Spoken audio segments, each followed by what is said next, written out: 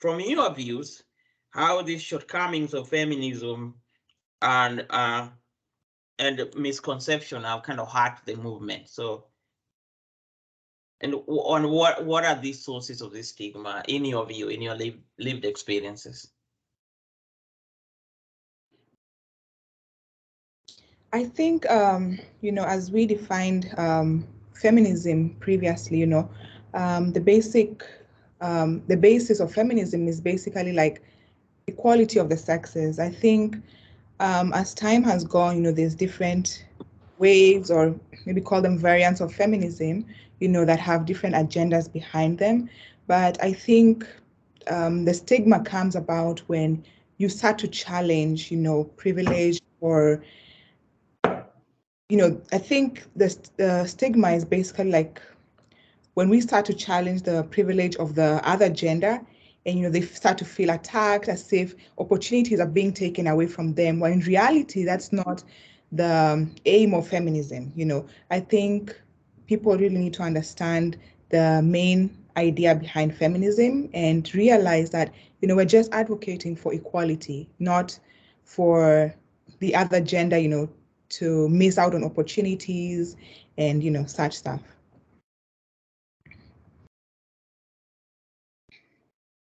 And I think part of that, we cannot ignore a very big issue that came with feminism. The fact that I feel like there is two part of it for me. There is generations. So our mothers view it differently. And then we come in. And so it looks like it's the rebellious phase. And some, even our mothers, I believe, they believe like, oh, they will see that that's not how it works in time. So it's more like it's a phase, they will get over it. And then another part of it is the fact that there is actually a lot of people who took advantage of it and misuse it. That really, because I've had people, when you talk about it, they'll bring up an issue. How about these women who do this and that? I mean, the law is the law, but some law actually may discredit it. For example, in Colorado, there is actually a law that allows women to walk topless. I mean, good for them, but there is a lot of issues that women are dealing with every day, that we should put our energy in fighting for, equal pay, for a lot of other things we want achieved before we fight to be allowed to be topless in the road. I don't know. So I think that's two part of it. I also think, first of all, to me, I don't think that feminism should be an issue, because it's just that we are requesting or demanding to be accorded by respect and value and equality. And I don't see the harder part of people doing that. I just think that people should fit themselves in our shoes and understand that all we want is not compete with them, like Olivia said previously. And I think the main reason why there's also stigmatization in this case is because that even some women who are being fought for, who are being spoken out for, they feel that it is disruptive. It has come to destroy their families. It is creating chaos in their homesteads. And that's another reason. Also, it was an idea. Initially, feminism was an idea, maybe was generated by one individual. And then once it becomes a group now, people have malicious interests. People have act differently. People bring different interests.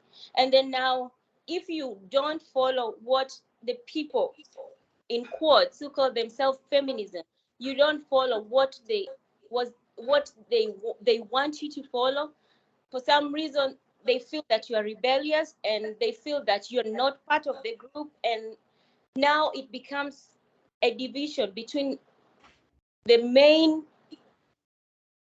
agendas or strategies that were placed. Now it becomes like we are pulling each other differently, because I know that there are several theories based on feminism, and each theory or aspect comes with a different understanding.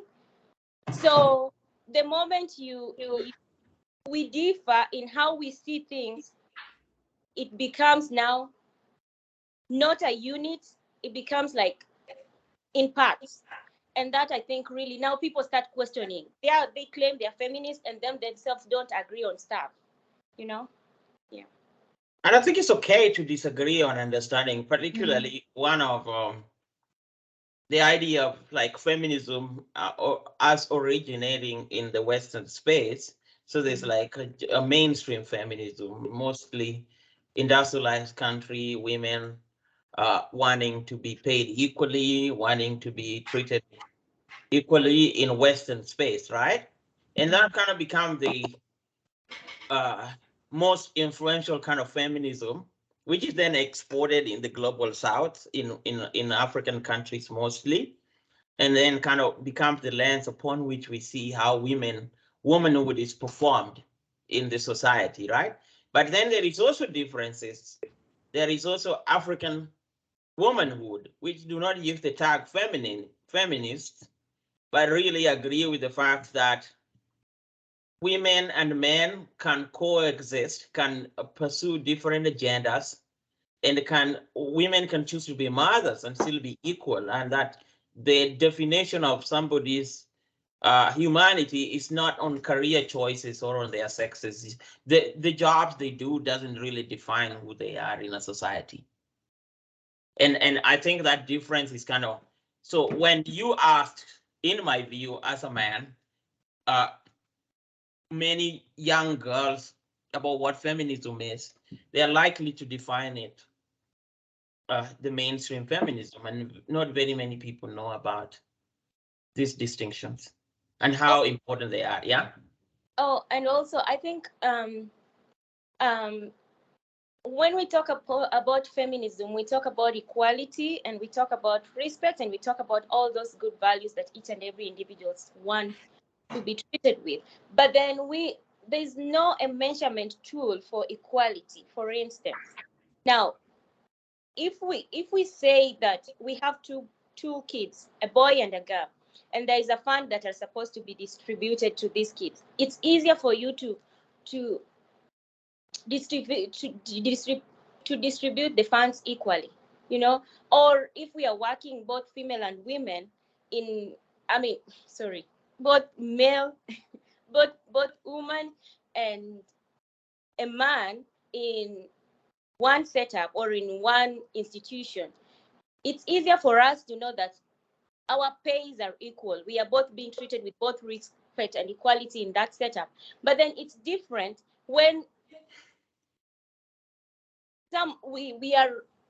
I have a sibling, maybe I have a brother.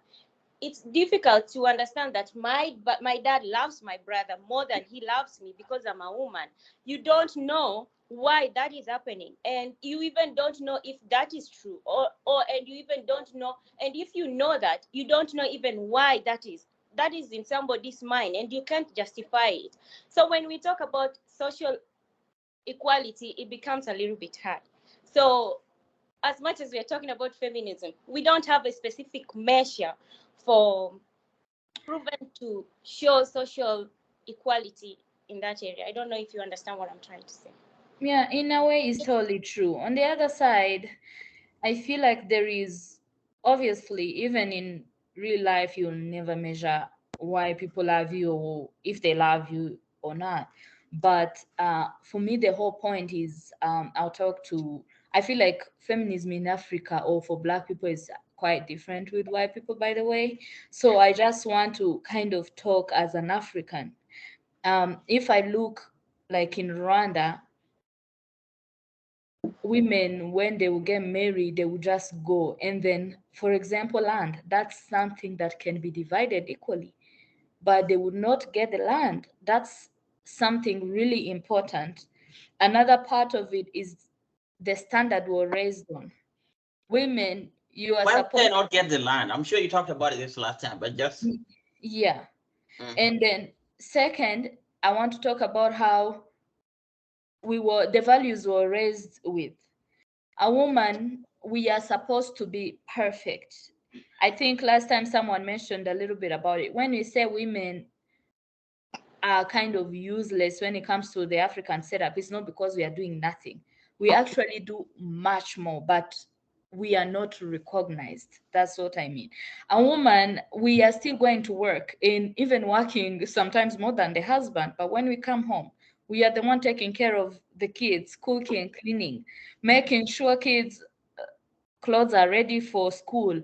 And but still that's not recognized. And then in a way, in that setup, it's because part of the values, it's like a woman is supposed to be able to do everything. We are supposed to be, good at entertaining people, but when we're in the living room, we are supposed to know to keep quiet, and visitors can talk with the husband. And then when we're in the kitchen, we are supposed to be perfect cooks. And then in other marital issues too, we are supposed to be perfect. But when we come about, I'm supposed to know how to put a little makeup, but still show that I'm natural and confident. I'm supposed to be pretty for my husband to be able to brag about how I look, but not too pretty to make him feel like he's not up to my standard. I'm supposed to be brilliant, but not overtaking enough so that my man is higher. But then on the flip side of men, we are supposed to take them as they are, because men never change. It's as easy as that. And after all the perfection we have, men go, for example, to cheat, but it was just physical, but it didn't mean they don't love you. You're supposed to forgive your husband. But the moment a woman cheats once, wow, she is a prostitute. She's, the worst woman. You can't forgive such a woman. So that's the standard I kind of want to look at, that we see every day. I want everyone to be seen as a person and judged as a person, regardless of being a woman or a man. And also, when, for instance, if you're in a marriage or maybe you're in a relationship and you happen to stop something, what women will always stop for the sake of securing their relationship or marriages is, I stopped working for the sake of peace in my marriage. And if it's for men, they will probably say, oh, why don't you drink lately? I stopped drinking because I wanted peace in my marriage. So I am supposed to sacrifice something very important to me, something I invested in all my life, maybe going through all those obstacles to be who I am today. But I have to sacrifice because I have to want peace in my marriage. So because I don't want my husband to feel insecure because I'm coming home late, because I can't cook, because I can't clean, or maybe put his wardrobe in order or stuff like that. But for him, he has to stop something that is, as I don't know, I won't call it useless, but something as minute as stop drinking or stop hanging around with friends. So the way they value our efforts or our input is way less compared to the way they want us to value them. Yeah, I think, what they've said is so profound because we've been socialized to be that way and to accept things as they have been for centuries before. And as we are coming to challenge these notions, and especially as women in the working spaces, I think in an African context, feminism really has to be redefined because we really can't use the same definitions that the West uses for our context. That blanket does not serve us, it we cannot resonate to that. And I think as emerging, scholars and women, I think we should be the ones to be able to voice those things out because we have to stop them right now instead of saying that that's how things were before and now actually changing the narrative. But here is the issue. Our mothers, unfortunately, they love us. But, I've had, even from a lot of, even just no mothers, Africans, we are raised by a village. Anyone who is a bit older than you, is entitled to give you advice, which I welcome. I really think it's useful. But when it comes to the whole issue of wanting equality, wanting to pursue our dreams, wanting to be heard, they kind of say, oh, you are still young, you will understand. You know, honey, this is why you're still single. And it comes even to our fellow friends. I mean, when you're in college, for example, when I talk to my classmates, most women, they understand it, they want it, and they want to have a voice. And then comes 2 3 months later, when the older we get, unfortunately, I feel like we've proven our mothers right. It gets to a point where tomorrow you have a conversation with someone, maybe they're engaged or they are trying to be married. You will just say even probably a small sentence that you used to talk about every day. And then the conversation has totally shifted. She'll be like, oh, well, I was talking to my boyfriend or my husband, and I actually understand that, sometimes women, we have to. Now the whole shift has changed. So it's a whole beautiful, the feminism is a whole beautiful change when we are in early 20s and still young. But the older we get, and your mom, your older sisters, everyone is telling you how it should be, how you should, okay, tame yourself, just speak slowly, don't say anything. Before you know it, you buy into it, because at the end of the day, apart from the whole social issue that we need to be married, we don't want to be married because we want families, and there is nothing wrong with that. But how about me, who really want to be heard and want that equality, but I still want a family? So if my brothers and my mom have not reached there, and those are the people I'm going to marry into, I will buy into it. And that really is going to make the cycle keep going. So as they said, it's going to be like, it was that short time when she thought she could do everything, and then she calmed down. Yeah, and I also think that if you are a feminist, or maybe not a feminist, you could, but of course everybody should be a feminist. So if you're practicing that, because I think that everybody should be vouching for equality and respect to each and every other person. So I think everybody actually is a feminist, so long as you're practicing all those good qualities. But here is what happens. If I am, or maybe I'm vocal enough, I don't entertain, like if my boyfriend or my husband or whatever, I speak up to myself, I'm not humble enough. So if I am doing that, it's going to be hard for me, because in my perspective, I have a feeling that my partner should be my equal other. So that means that if it comes in home assignments or home chores, we both do. Taking care of children, we both participate. And it's going to be hard for them. The moment you are in a serious relationship and you start discussing stuff like that, it becomes hard for them. But here is another challenge. It becomes hard for them to take care of kids, to help you cook in the kitchen, to help you clean the house, all those home duties to be done. But they still want you to be equal with them financially. So you wonder, okay, here I am. I should not be hard. I should be so submissive to you that anything you say is okay, is right. Help you cook, do take care of the baby. Now it comes to the time of taking responsibility. I here also have to help you with the how do you say, the financial responsibility. So when do I have to rest? When do I have like my free space? Me, like being just me, free being me without any other thoughts than, oh, I have to pay rent, or if I'm not paying rent, I have to buy food in the house, and I have to take care of my husband, and I have to take care of kids. My husband will go to work, bring that money, and that money of his probably is going to do with some other things with it. But here I am, I have to contribute all lots of things in the table. You see, I don't just understand where the barrier is. that's the issue that comes in, where people have to revisit.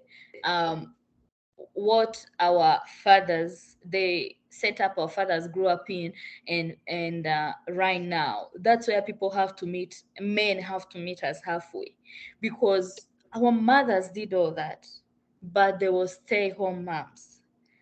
They were taken care of. I even I had one of women I look up to. She lives here in Colorado. She's best friend with my mom here, and we were talking about all that. And she said she never, she's a very humble woman. She kept telling me about how, we should be humble, and it's true and all that.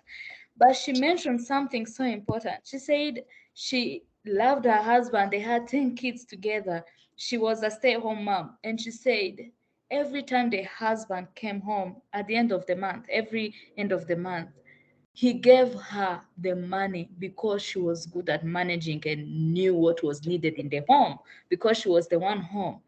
That's a very high level of respect men gave women, even when they didn't go to work. So she was home, she was managing and getting everything done. She never had to ask, can I have hair money? Can I? She had the money, and she made sure there was food at the table, clothes or underwears for kids, all those little things men may not know. And she still took care of everything. But right now, men want us to still be taking care of that home, but run in the morning at the same time as them, run behind them to go and make that little paycheck. When we slept late trying to clean up after the kitchen, we woke up early morning to make breakfast, we ran from work cooking and getting kids ready when they had all that time resting. So there has to be a balance, because things have changed, things have shifted. If I am working as you are, there has to be that understanding even before I talk, that you actually have to pull your weight a little bit.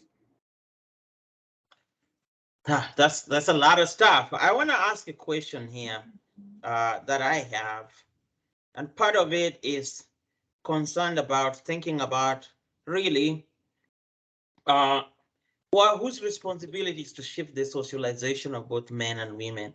How can the narrative change? Um, in other words, do you think that men can be feminist? Oh, yes, we Yeah. actually need them to be. Yeah. I think Uber, like we say, if we go back to the definition, and I keep referring to this, if we go back to the definition of feminism, is treating each other with equality and respect and value. I think that everybody needs or wants to be treated with respect and value, and even be treated equal at some level, or not at some all the time.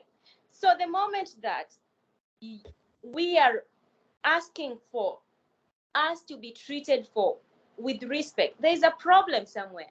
My point is, everybody should be a feminist.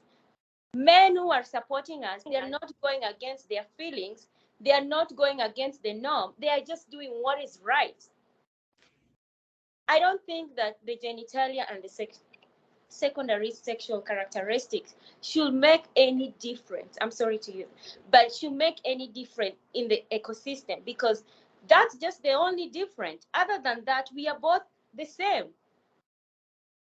So that should not make it culturally or politically other people being superior than others. We should go now deeper into looking at the qualities and the impact that people bring on the surface, other than looking at now in terms of female or men. We should just stop looking at the gender this gender issue, and just go for what we can bring on the table. How do we contribute? Do we have values that we can add? When we go for an interview, I don't think that I should be discriminated because I'm a woman. Let me be disqualified because I did not qualify for the position, not because I'm a woman. Here is one thing I believe in. I believe for people to have balance, at the end of the day, there has to be a person who is the leader. And that's where the problem comes in, because men feel threatened that we are trying to be the ones leading. And I totally understand, because even just two girlfriends or two regular friends, guy friends, when they are all so strong, they always clash. And it's just the way it is. And that's why most times we are saying men are feminists. They actually are. And when you talk to them, they're like, wow, you have really good ideas. This is true. You are right. Until it's time to marry, they will not choose you. They will choose the one who was not feminist, unfortunately, because they are easy to lead. They will not, question them or anything, or and questioning is not a problem, because if you tell me, oh, we want to buy a house in this neighborhood, I could tell you, but honey, they don't have good school districts.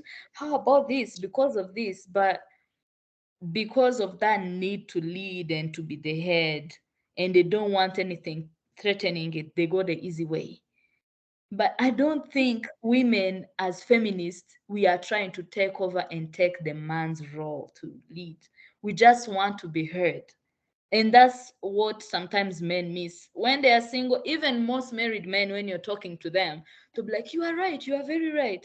But when you go back to their family setting, that's not the way they are. They went home, they chose the woman who was just easy to lead, and they go home, they just say whatever they say is what happens. So I don't know.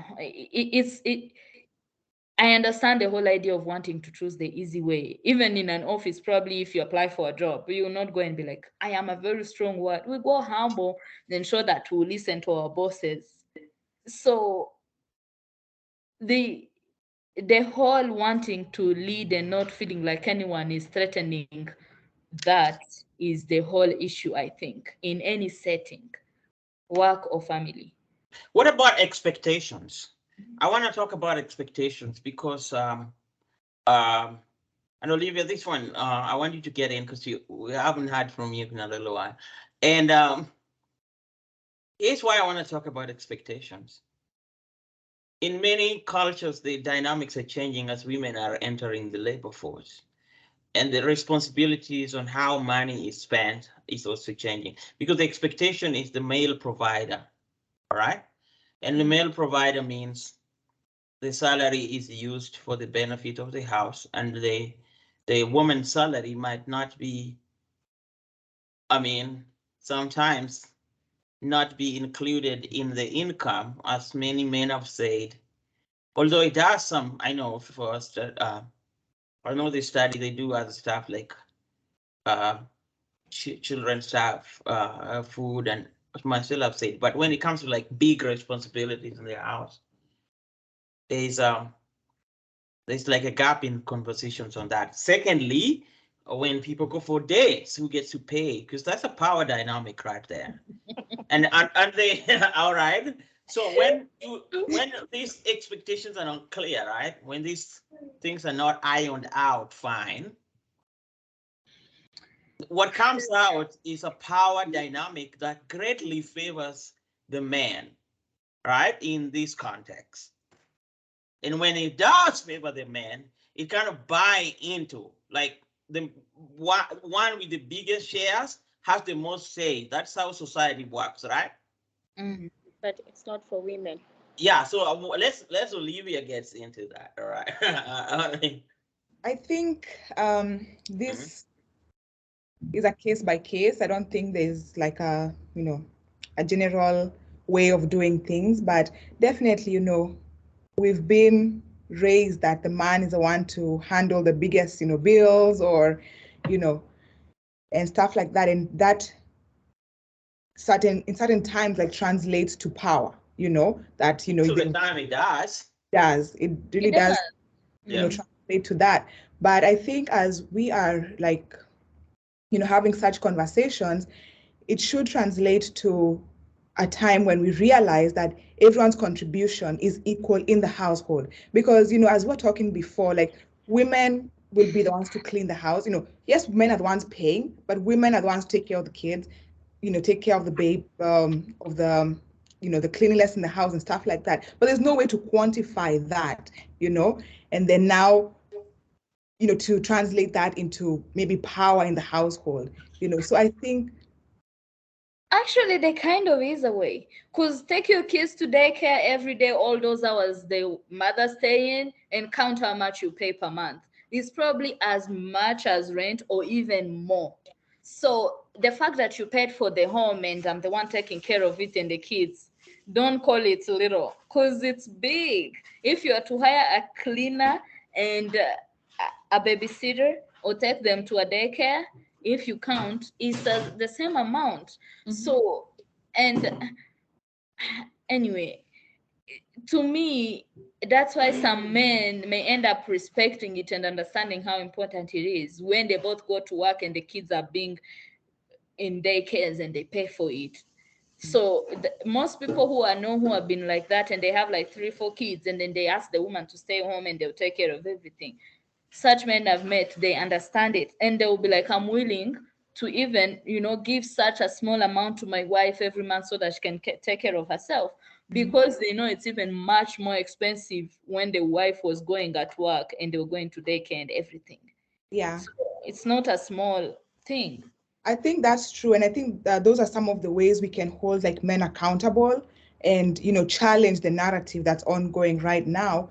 And, also with the concept of, girlfriend allowance or wife allowance, many people frown upon that. But in reality, like as Marcella said, when you try and quantify those things, it does add up. The woman is contributing as much as the man is contributing, and just because money translates into power in the mainstream, mainstream world or, mainstream discourse, doesn't mean that has to be the same in the household, So. But even if we didn't have kids involved, just emotional support is way too much, because you go to work and your boss has really messed you up. You come and bring for me all that emotion and I have to handle that. How about that? Okay. One of the commenters in the show earlier last week said that your perspective is urban and of educated people. How do we respond to this? How do you respond to the idea that this feminist discourse is also like a village conversation? I mean, I don't know how somebody can, I don't know even what term to use, but I don't know why would you see yourself of a less value like that? Not in a, I don't know, because this is what we are asking for. We are not asking men to be of less value, or we are not asking men to not lead. We are just asking to be treated with respect and value, and to be recognized for what we do. Recognized for the little things that we do. Sometimes probably they could not be quantified in a huge amount of money or quantified it monetarily, but we can still recognize these small efforts that we put into our daily lives, even in a household. This woman will wake up in the morning. Let's talk of a village where there's no water there's no running water. She will go get water. She'll go get firewood. She'll go to the farm and bring vegetables. She'll cook for you lunch. She'll take for you water to the bathroom. She'll spread your bed. She'll wash your clothes. So the fact that we are requesting to be treated, actually, it's not a request. We deserve it. We should be treated with respect. Yeah. I think that's an urban way of thinking. Just understand what your value is. Just understand. It's not an urban way. But I think she meant it in a good way, because sometimes, a woman who lives in the village doesn't live the same life as a woman who lives in the city, or, got to come to the US and have a few more opportunities.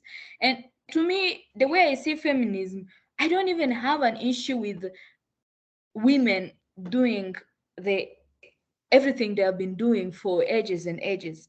I actually believe it's structure. And sometimes I feel like in a family, when there is too much, like sometimes when we are trying to define feminism, because there is nothing straight, we kind of go a bit too much. until, you know, women are like, anyway, I don't even have to do anything, or, you know, because, you know, anyone can do. And it's fine for the women who think like that. But to me, I actually think it's okay for a woman. They should, in fact. I think we are better nurturers. I don't know how many men whose food I eat, if they cook, I still want to cook my food. I think I'll trust my food better than my husband's. Probably if my husband changed a diaper, I'll be like, did you remove everything? Let me check. That's just, I think I'll do it best. And it's okay, I can do it. But I don't want that to be seen as she's supposed to be doing that anyway. It's her job. Like, it's almost like if you say, I slept, okay, you are supposed to sleep. It's not the same. I want to be recognized and seeing how much effort. Because I think what sometimes a woman needs at the end of the day is, wow, I have a beautiful wife. I have a very good, thoughtful wife. Thank you, my wife. Rather than, you're supposed to cook, you're my wife. Where is the food? Yeah, and the irony is, you should be able to have those life skills to survive. Yeah, the fact that it's taken, like, anyway, you're supposed to do it. Why do you need to be thanked? That's what we don't want from our men. But doing it, if you want to do it, because I understand even some work, especially if you're in a village, some works actually are a bit hard for women. If there is more manual work that maybe women will have a hard time doing, and which is fine. I understand that the man has gone out there and is working hard, but even the women do go out there and work hard. And I want to come and take care of my family. I want to do that, but I don't want it to define me if I don't, and to be seen like, I should not be recognized for it. Yeah, I think that's. And how about when we talk about, okay, how about our political rights? How about our educational rights? How about our just saying that, no, I don't want this to happen to me? We have experienced several cases of rape. Is that also urban way of thinking? We've seen kids who are being denied to go to school, like kids who are being married at 15 years old, being dragged into marriage by force. Is that also urban way of thinking? And guess what? That happened mostly in the villages, because they can't say anything. They don't have anybody to support them. Their mothers are in support with the culture. Their friends are in support with the culture. Everybody is just in the support with the culture. How about their rights to to acquire professional jobs? You go to an office, the top boss is a man, the second boss is a man. You are here at these lower places, of course, not all of them, majority. And then you go to church, the majority of people who attend church are women, but the people leading them from the top are men. Some religions, women cannot go to church. Yeah, we want to handle that too, because there's also perception like when women acquire positions of power, it's always being assumed like they are being puppeted, right? I've heard about this in regard to Rwanda. I used to hear it a lot, but the majority Rwandan women are in the house, like 63%. And people say, well, those women are just there to say yes to whatever the men are going to decide. But studies show that they have actually enacted a lot of changes when it comes to what we call soft development, like access to sanitary pads, maternity issues, baby needs. They are more conscious about also make legislation. They are not soft. But recently we've been hearing it a lot, like in Ethiopia and in Tanzania, where they have women heads of states. But people are saying, well, those women are not leading anything. These people, some men are leading and they're puppets, right? Have you heard this, sir? Yes, and that's a male chauvinism mindset. Like, you just think that male should be just leading, and if a woman leads, they don't have their own way of thinking to put things in the right order. Well, you don't even go back and look at what this person has achieved, or you just talk about because she's a woman, you outlook every good thing that she's doing, and you just focus on the faults. Whereas even if a male president was there, something else could have happened, and a lot of things were going wrong, but people don't see that Don't because blame it on being a man. yeah. Yeah, and I think, the irony about it all is like men who pass these policies or laws, over women's bodies, like for abortion and such, and, like rape and such stuff, those are men who are making those decisions over women's bodies, and I think, it's so unfair for women to have to live those experiences based on somebody who has no idea, what a woman is going through, and I think that's why I really want to challenge the narrative and to empower women to be able to get to those positions, because they're the ones who are living in those experiences, living in those backgrounds, and are the ones who will be able to, bring effective change. Well, the whole problem is whatever. I totally understand that women, we listen to our husbands and, to kind of mesh the same way to grow.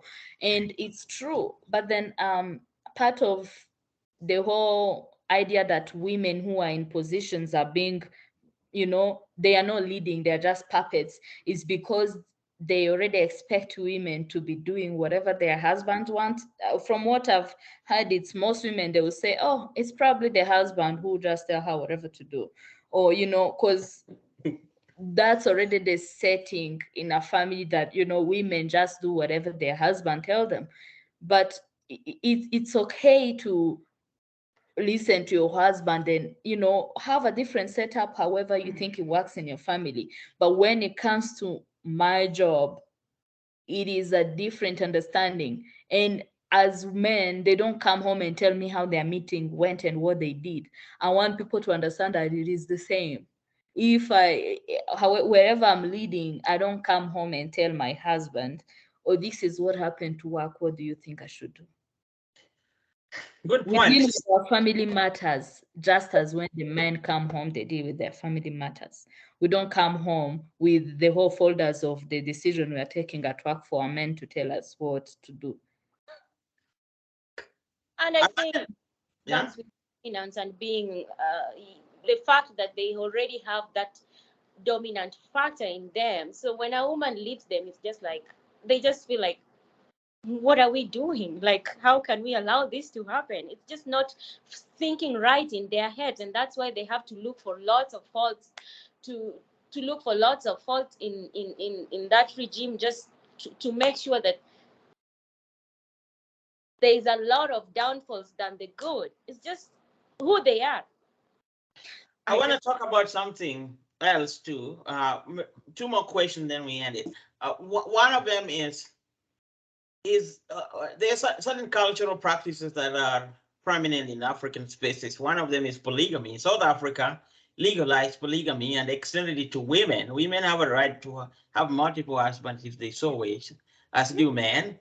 In Kenya and in many, in Uganda, Kenya, Tanzania, Nigeria, and many countries that I know. South Africa too, right?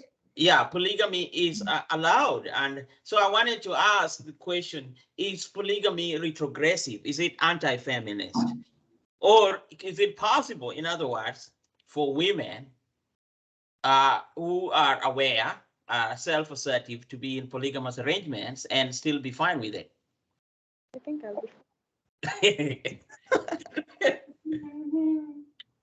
I think, in some cultures, this has been the norm, and I think maybe in some cultures where it's just the man who was allowed to be polygamous, maybe there might be, the backlash of, how can a woman do that? But, I really appreciate that the law, is behind women on this, so I don't think it's. What do you mean the law is behind women? blazing. Only in South Africa where they're allowed to, but in most cases, the women are not allowed to be polygamous. Polygamy is kind of understood as if it's a male thing. I mean, we have to be clear about it. They are specific, even within these countries that are legalized it. It is difficult. You have to fit a certain criteria, which is customary marriage, to be allowed to be polygamous. So not all marriages are allowed to be polygamous. It has to be Muslim, customary, but if it is what do they call it? Civil marriage or a Christian marriage, then it is illegal and you can be sued for it, right? But if it's not, Maria. Yeah, I think customary is allowed, yeah? didn't Kenya allow polygamy? Not in blanket, like I said, yeah? But I think, as the discussion or, the talk about it goes on, and women are exposed, I think, we're going to open up to such things, and I think that arrangement has to be made, within your marriage of, what are you comfortable with? So. Yeah, and also one thing I know is that I will actually go ahead and say yes to your question. Is polygamy hurting feminism? It does, because now it's more like, oh, if she doesn't behave this way that I want her, I'll go get a second wife. So it's used as a threat against women to keep them in their line to a point. So when it becomes double standard, the truth is men only understand action and consequences, I think. Yeah, so. And so the fact that polygamy is getting extended to women too is a good thing, because another part of another thing is men like ownership. Yeah. They want to own us, the women. So the moment they realize, okay, I can have 4 women and so can I have 4 men, and that's fine. If you're here for 2 days and you go for other men, other women, it's fine, because I have someone taking care of me when you're not there, some other people. And I feel like you will keep them a little bit accountable, like what we're talking about. Probably not a lot of women will do it as much as men, but I hope they do, because it's a sign of taking a stand. It's a sign of trigger. We are living in interesting times. The sexual liberalization is kind of like all over the world. I think in that regard, then, it actually supports feminism because it's equality of the sexes, what a man can do, a woman can do too. Good. All right. Now to finalize, what are your final thoughts on this topic, on issues that you think should be addressed? We're going to go around, give everybody a chance to talk about what they think.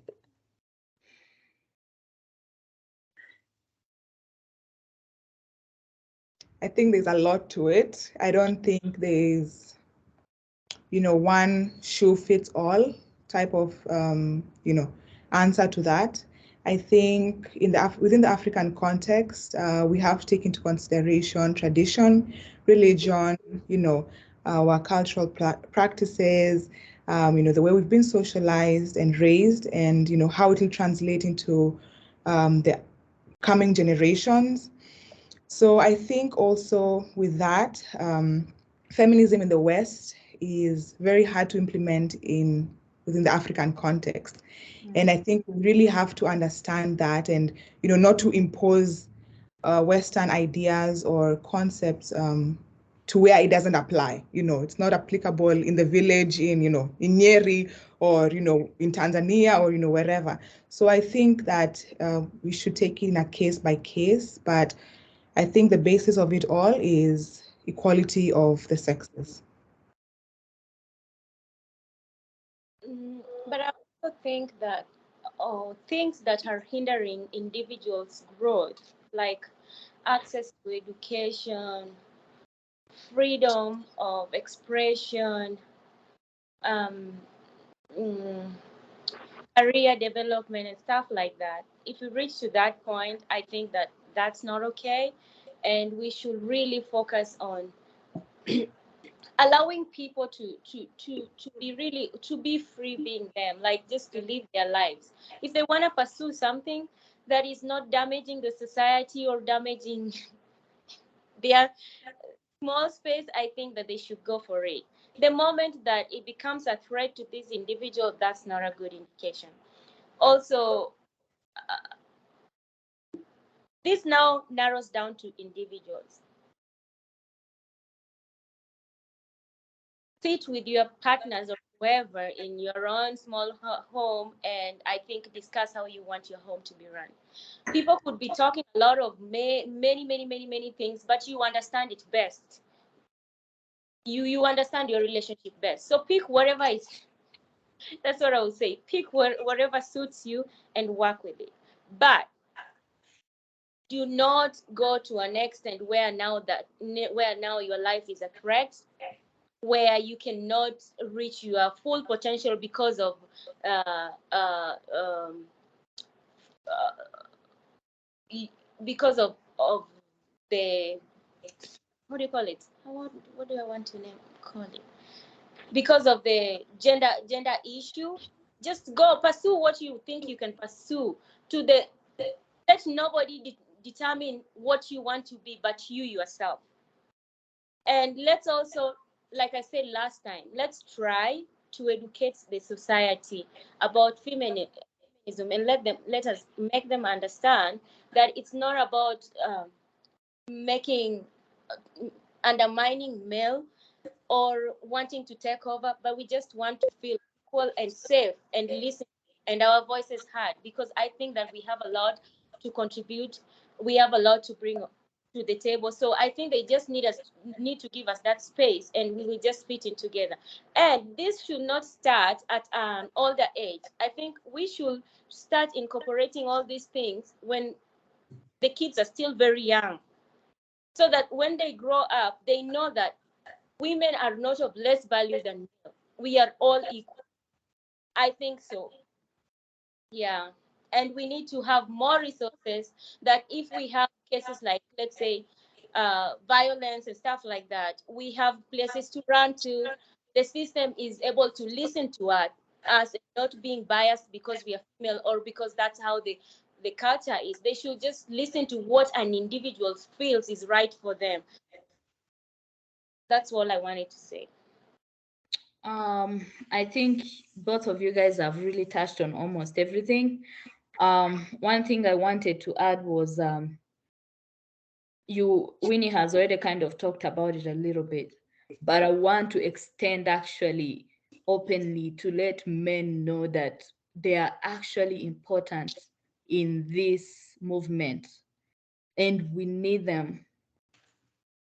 The whole point of all of this, whatever we are fighting for, either socially, politically, in every aspect of our life, they are our partners, they are our fathers, and they are brothers. We need them there. And they need to, when we grew up, we were being, when we were being taught, we were told that, you're supposed to work unified with your husband so that, support your husband so that you guys grow. And I want men to see it like that too. Because if we are actually one and we are family, we are married, you supporting me so that I reach my full potential is supporting your family.